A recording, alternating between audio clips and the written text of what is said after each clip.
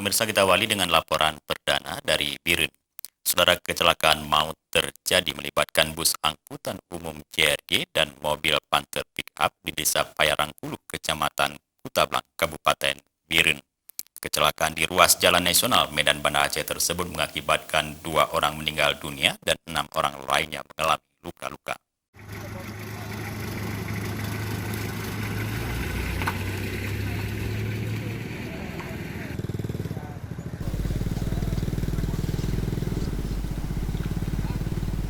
Kecelakaan maut tersebut terjadi Sabtu sekira pukul 4 dini hari. Diduga akibat sebuah mobil Panther Pickup yang melaju dengan kecepatan tinggi dari arah Banda Aceh menuju Medan, Sumatera Utara, oleng ke kanan dan menabrak bus angkutan milik PT Jasa Rahayu Gempung atau JRG dari arah berlawanan. Akibatnya 2 orang meninggal dunia, yakni sopir mobil pickup Zulfikar, warga Gede Tangsi, Kecamatan Pidi, dan anaknya yang masih balita, Muhammad Azri.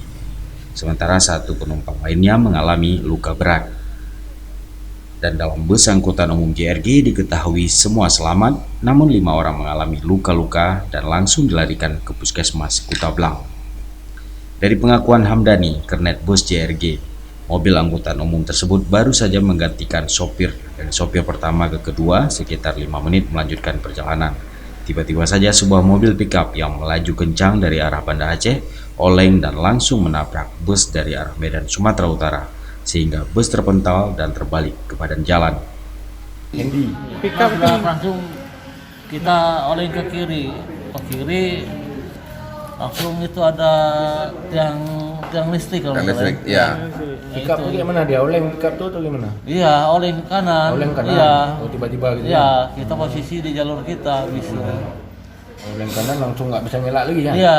Langsung kena tabrak lega kambing dulu ya? Iya. Itu tadi mobil berarti terpental ke kiri Pak? Iya. Banyak penumpang itu tadi Pak? Full seat, Pak. Full ya? Iya.